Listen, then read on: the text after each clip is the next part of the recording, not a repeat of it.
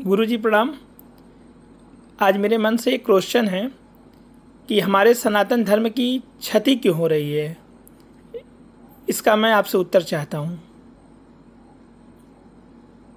आज श्रीमान प्रदीप जी के सौजन्य से और उनके मुखारविंद से और श्रीमान दयाशंकर सिंह जी के मुखारविंद से खमरिया कमरिया घाट में माँ सरयू जी के पावन तट पर, जहाँ मैं यज्ञ भूमि का निरीक्षण करने के लिए गया हुआ था, वहाँ भी श्रीमान दयाशंकर सिंह जी ने यही प्रश्न किया था कि हिंदू समाज, हिंदू धर्म में सनातन धर्म जिसके लिए हम बहुत गौरवशाली धर्म कहते हैं, इसका प्रचार प्रसार क्यों नहीं हो पाया। और प्रचार प्रसार ना होने का कारण क्या है।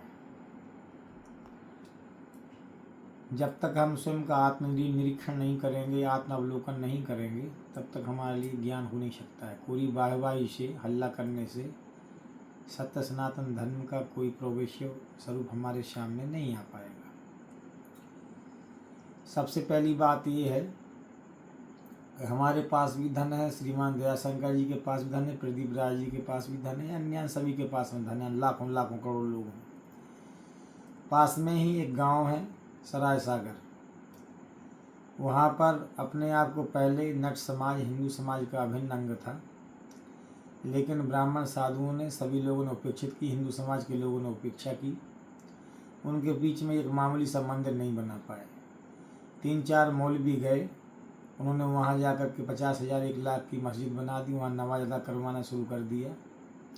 आज वो नमाज अदा कर रहे हैं, वो मुसलमान हो गए। इसमें लीजिए, दाढ़ी भी रखना शुरू कर दिया, हज भी जाएंगे, रोज़ा भी करेंगे और मक्का मदीना भी जाएंगे। धीरे धीरे वो आपके समाज से पूरी तरीक़ा से कट गए हैं।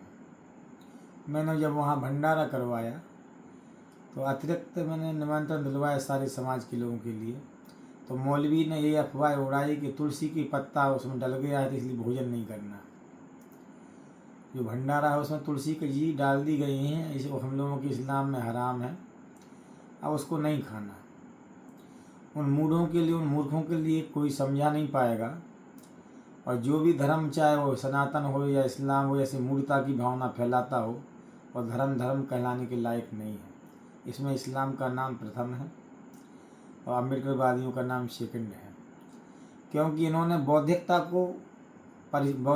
की पराकाष्ठा पर नहीं पहुंचाया है। जब तक हम पराकाष्ठा पर नहीं पहुंचाएंगे, तब तक हमारे धर्म की हानि होती रहेगी। दूसरा प्रश्न है कि श्रीमान अम्बेडकर जी ने हिंदू धर्म का परित्याग क्यों कर दिया। हमारी मूढ़ मान्यताओं के कारण से, हमारे मूढ़ पाखंडों के कारण से उस व्यक्ति ने धर्म का परित्याग कर दिया। आज हम बुला बुला करके परेशान हैं, पहले हम भगा भगा के परेशान थे। वो आना चाहते थे, हम उनके लिए दुत्कार रहे थे, हम फटकार लगा रहे थे, उनको भगा रहे थे। श्रीमान अम्बेडकर साहब जी नास्तिक नहीं थे, भगवान श्री रामभद्र के अनन्य भक्त थे। पढ़ा लिखा विद्वान होने के बावजूद भी उनके मन में भगवान राम जी के प्रति, शिव जी के प्रति, दुर्गा माता जी के प्रति असीम भक्ति थी। लेकिन सर्वप्रथम उन्होंने हरिजन समाज को लेकर के, मेहतर समाज को लेकर के श्री कालीराम मंदिर में वो गए। तो कालीराम मंदिर में गए तो वहाँ के तत्कालीन महंतों ने उनके लिए गर्म पानी डालने का प्रयास किया और वहाँ से दुत्कार करके भगा दिया। कभी कभी बहुत दुख होता है, मन में आता है कि ऐसा क्यों था हमारा समाज। क्या ये मूढ़ लोगों की हम संतानें हैं?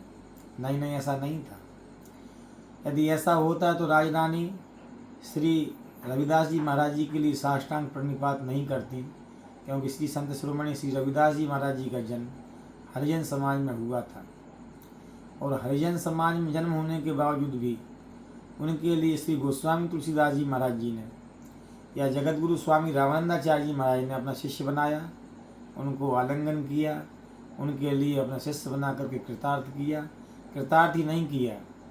संत शिरोमणि श्री रविदास जी महाराज जी ने कहा है, जाति भी ओछी, कर्म भी ओछा, को ओछा कि सब हमारा, और नीचे से प्रभु ऊंचे किए हैं, कह रैदास चमारा। संत शिरोमणि श्री रविदास जी महाराज जी के अंदर में जो भगवान के प्रति, परमात्मा के प्रति जो अनन्य भक्ति है, कि आज हरिजन समाज उससे भाग रहा है। जो पूज्य महात्मा गांधी जी ने हरिजन शब्द से विभूषित किया था। हरिजन शब्द कोई मामूली शब्द नहीं है। हरि का जन होना मतलब कि हनुमान जी की तरह हो जाना। हरिजन जान प्रीति अति गाड़ी, सजल नयन पुलकावली बाड़ी। कोई दुर्लभतम भक्ति करके ही हरि का जन बन पाता है। भगवान का जन यदि फ्री में नहीं बनता, कोई व्यक्ति पूरे जीवन पर्यंत साधना करने के उपरांत कोई हरिजन बनता है। तो हमारे यहाँ पर उनके लिए राम कहा गया। जो श्रीमान अम्बेडकर जी का जो निरादर हुआ था, अनादर हुआ था, असम्मान हुआ था, उससे दुखी होकर के उन्होंने कहा मैं पैदा तो हिंदू धर्म में हुआ था, लेकिन मरूंगा अब मैं सनातनी में नहीं, सनातन धर्म में नहीं, मैं दूसरे धर्म में जा कर के मरूंगा। उनकी वेदना थी, वो दुख थी। आज उसका परिणाम हम भुगत रहे हैं। पूरे समाज में जहाँ तहाँ आप देखिए नीला झंडा दिखाई पड़ रहा है, क्योंकि राम जी से भी ज़्यादा फोटो उनकी मूर्तियाँ मिलेंगी। भगवा झंडे से ज़्यादा पूरे उत्तर प्रदेश में झंडा दिखाई पड़ रहा है। क्या योगी सरकार इसके बारे में चिंतन करती है या मोदी चिंतन करते हैं? केवल सत्ता प्राप्त करना लक्ष्य नहीं होना चाहिए। हमारा समाज जो है टूटा फूटा विकृत हो रहा है। क्या हम कल्पना कर सकते हैं कि हमारा समाज कहाँ चला जा रहा है, कितना विभाजित हो चुके हैं? और मेरा कहना ये भी है कि एक समाज के एक व्यक्ति के लिए प्रतिष्ठापित करना कितनी बड़ी मूर्खता है। अम्बेडकर जी के लिए प्रतिष्ठापित करने के लिए पूरी सरकार ने ताकत लगा रखी है, जबकि हरिजन समाज में, मेहतर समाज में बहुत बड़े बड़े धर्मात्मा हुए हैं। जब हम नेता को महत्व देते हैं इतना ज़्यादा, अधिक आवश्यकता से ज़्यादा, उससे ज़्यादा विभाजन होता है। हमारे लिए संत महापुरुषों पर महत्व देना चाहिए था, चाहे वह श्री गौतम बुद्ध भगवान जी हों, चाहे संत शिरोमणि श्री रविदास जी महाराज जी हों। नारायण गुरु का जन्म भी हरिजन समाज में ही हुआ था, और बहुत सारे गहरा गुरु का जन्म भी आदिवासी समाज में ही हुआ था। श्री बिरसा मुंडा जी का जन्म, जिनके लिए हमारे यहाँ पर भगवान शब्द से संबोधित किया गया, उनका जन्म भी आदिवासी समाज में ही हुआ था। हिंदू समाज में जो छुआछूत की भावना है, पहले जितने भी समझदार महापुरुष हुए हैं, चाहे स्वामी रामानंदाचार्य जी महाराज जी हों, स्वामी रामानुजाचार्य जी महाराज जी, उनके अंदर कहीं भी दिखाई नहीं पड़ती है। ये स्वामी रामानंदाचार्य जी महाराज जी, जो कि मैंने भी अपना नाम रामानंद रखा हुआ है। हमारे गुरुजी ने हमारा नाम सुतीक्षण दास दिया था, लेकिन मैंने इसलिए नाम चुना कि ऐसे संत का दास होना मैंने पसंद किया, जिन्होंने अपने जीवन में कभी छुआछूत नहीं माना, सबको गले से लगाया। हमने अपना नाम दे दिया रामानंद दास। 2004 में 2002 में मैंने नाम चेंज किया, रामानंद दास इसलिए रख दिया क्योंकि स्वामी रामानंदाचार्य जी महाराज जी, श्री संत कबीरदास जी महाराज जी के, श्री संत शिरोमणि रविदास जी महाराज जी के, श्री सेना नाई के, श्री नरहरियानंद जी के, पीपा भगत जो कि राजा महाराजा थे, उनके भी गुरु। उन्होंने 12 जातियों के लिए, सभी जातियों के लिए अपनाने का व्रत लिया। उन्होंने पूरे भारतवर्ष में नहीं, अभी तो पूरे अखिल विश्व के लिए एक नारा दिया कि जाति पाति पूछे नहीं कोई, हरि को भजे सो हरि का हुई। कुछ कथानक, कुछ पाखंड, कुछ हमारी जो भ्रांतियाँ थीं, उसमें अंग्रेज लोग या मुसलमान लोग सफल हुए, मुग़ल लोग सफल हुए। उन्होंने हिंदू समाज को कैसे तोड़ना था, कैसे क्या करना था, उन्होंने कुरीतियाँ हमारे ग्रंथों में भर दी। उसका अनुसरण हमारा मन करने लगा। प्राचीन काल में जाति पाति का इतना भयंकर मर्यादा नहीं होती थी। हमारे ग्रंथों में लिखा हुआ है कि ब्राह्मण जो है क्षत्रिय के साथ विवाह कर सकता था, और क्षत्रिय जो है वैश्य के साथ विवाह कर सकता था, और वैश्य शूद्र के साथ विवाह कर सकता था। तो इतनी तो समझ थी। महाभारत में भी ये लिखा हुआ है कि ब्राह्मण कौन है। नहुस महाराज ने जो अजगर रूपी अजगर बन गए थे, उन्होंने प्रश्न किया भीम के लिए, जब उन्होंने कस लिया, उनके लिए डस लिया, पकड़ लिया, तो जब युधिष्ठिर जी महाराज उनको छुड़ाने के लिए आते हैं, तो नहुस के मन में एक बहुत भयंकर ढंग से जो भावना और प्रश्न चल रहे थे, अजगर के रूप में वो परिवर्तित हो चुके थे श्राप के कारण से। एक प्रश्न किया कि ब्राह्मण कौन है। तो युधिष्ठिर जी महाराज ने उत्तर दिया कि यदि जो है शूद्र परिवार में यदि व्यक्ति का जन्म हुआ है, उसके शुभ आचरण हैं, पवित्र आचरण है, पवित्र चिंतन है, उच्च चिंतन है, महनीय चिंतन है, साधु चिंतन है, विश्व की कल्याण की भावना रखता है, जीव की हत्या करने की भावना नहीं रखता है, और ब्रह्म को जानने की जिसके मन में प्रबलतम लालसा है, किसी भी जाति वर्ग में पैदा हुआ वो ब्राह्मण है। दूसरा शब्द एक आया, यदि उसके अंदर में ये लक्षण ना हो तो जी ब्राह्मण होते हुए ब्राह्मण नहीं है। ब्राह्मण हो तो मर्यादा भी उतनी बनाई गई है। और यदि शूद्र के अंदर में यदि ये लक्षण ना हो तो गाय वो शूद्र होते हुए शूद्र नहीं, वो ब्राह्मण है। इस मर्यादा के कारण से बाबू श्री विश्राम राय जी ने अपने यहाँ पर कोई छुआछूत नहीं रखा था। जहाँ पर मैं बैठ कर के बयान दे रहा हूँ, उनके प्रपुत्र यहाँ पर विराजमान हैं श्रीमान प्रदीप जी। उनके मन में ये संवेदना रही कि सदा सर्वदा समाज के कल्याण के लिए उन्होंने, इसके लिए कहना चाहिए, मानवतावादी व्यवस्था का जीवन पर्यंत सदैव पालन किया। लोगों के लिए उपेक्षित नहीं होने दिया। उन्होंने बर्तन अलग रखने की परंपरा नहीं रखी, वही उनको भोजन कराते थे और उनके साथ में रहते थे। आज भी श्रीमान राजेंद्र राय जी के अंदर में वो संवेदना की भावना है। उन्होंने उस आचरण को देखा है पास में रह करके। तो एक दूसरी कथानक आता है, श्रीमान अम्बेडकर जी ने अपने 24 ग्रंथों, जो 24 ग्रंथावली प्रकाशित हुई, उसमें एक कहानी लिखी हुई है कि कुछ ब्राह्मण और कुछ जो है ठाकुर राजपूत जाति के लोग श्री बद्रीनाथ जी की यात्रा पर थे। एक धर्मशाला में रात्रि में रुके हुए थे। वहाँ पर लिखा हुआ था कि बाहर में सोना मना है क्योंकि यहाँ शेर आते हैं। तो उस व्यक्ति के लिए, जो हरिजन समाज से आया हुआ व्यक्ति था, उसके लिए बाहर कर दिया गया। उसके लिए रात्रि में शेर, उसमें उसने मना किया कि हाँ लिखा हुआ है, शेर का चिन्ह बना है, शेर का निशान बना है, और उसके लिए शेर ने भक्षण कर लिया हमारी असंवेदनशीलता, नीचता के कारण से। जबकि हमारे ग्रंथों में लिखा हुआ है कि जब जीवात्मा तुष्ट रहते तो नारायण तुष्ट रहते हैं।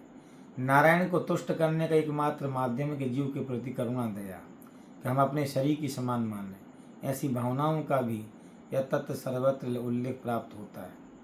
लेकिन हमने मोटा मोटी धर्म के लिए परिभाषित किया। जैसे कि मुसलमानों के अंदर में भावना है, उनको सिखाया गया कि जिस देश में रहो वहाँ दारुल हरब बन करके रहो, शत्रु बन करके रहो। इतनी खराब भावना सिखाई गई।